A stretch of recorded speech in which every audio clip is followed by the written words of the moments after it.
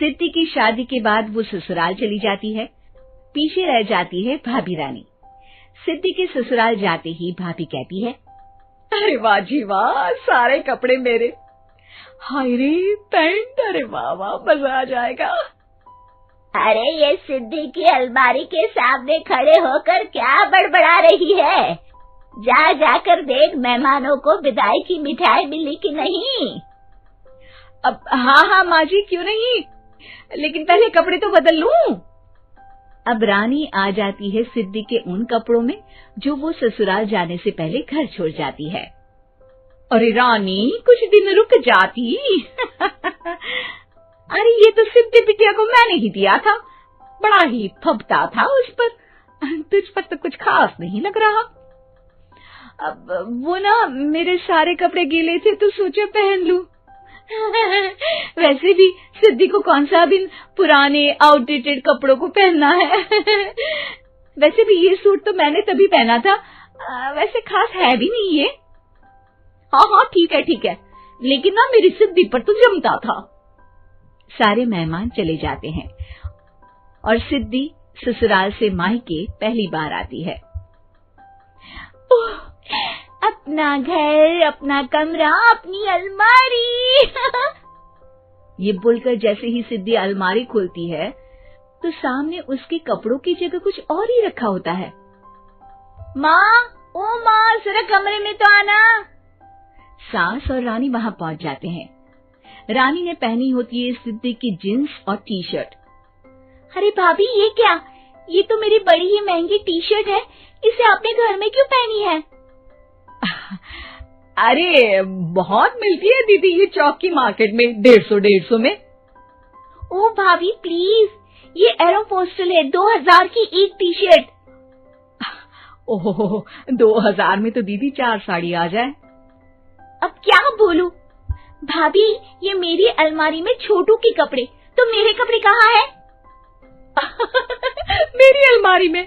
अब दीदी आपको कौन से पुराने कपड़े पहनने थे? माना भाभी, लेकिन मैं जब घर आती तो यही सब पहनती ना। अरे तुम तो बड़ी कंजूस हो दीदी। खैर, वक्त आता है जब सिद्धि ससुराल के लिए रवाना हो रही होती है। अरे रानी, अंदर से सिद्धि का गिफ्ट ले आ, लड़की पहली बार ससुराल से मायके आई है। रानी अंदर जाती है और एक सिंपल सी साड़ी लेकर बाहर आ जाती है। ये लीजिए माँ जी। सास बेटी को गिफ्ट देकर ससुराल भेजती है। अगले दिन रानी एक सुंदर सी साड़ी पहनकर सामने आती है। अरे रानी, ये तो वो साड़ी है जो मैंने सिद्धि को देने के लिए दी थी जब वो ससुराल ले जाती, लेकिन ये तूने कैसे पहन ली? अरे माँ जी, ये साड़ी तो मुझे बहुत पहले से ही पसंद थी, लेकिन चिंता ना करिए, मैंने सिद्धि के लिए भी अच्छी सी साड़ी दी है। हाँ। तभी सिद्धि का फोन आता है। क्या माँ, कुछ अच्छा तो दिया होता ससुराल ले जाने के लिए। अरे पहले दिखा दिया होता। ये चमकते हुए पैकेट में नौकरानी वाली साड़ी मत दिया करो माँ।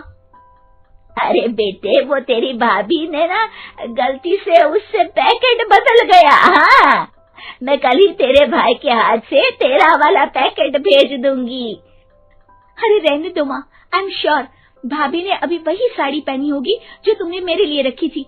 तुम तो समझ नहीं पाई उनको। खैर छोड़ो, मैं ज्यादा बोलती अच्छी नहीं लगती, रहने दो, आपको उन्हीं के साथ रहना है, फिर बात करेंगे। सास को रानी पर गुस्सा आ जाता है। वो उसके कमरे में जाती है जहाँ वो शादी का एल्बम देख रही होती है। रानी, मार्केट जाकर एक ऐसी ही साड़ी लेकर आ, कल प्रतीक जाकर सिद्धि के घर दे आएगा। अरे क्यों माँ जी, कितनी साड़ी देनी है दीदी को? यहाँ कोई सेल लगी है क्या? अरे चुप कर, मेरे बेटी के हिस्से की साड़ी खुद पहन ली, अब ज्यादा ज्ञान बांट रही है।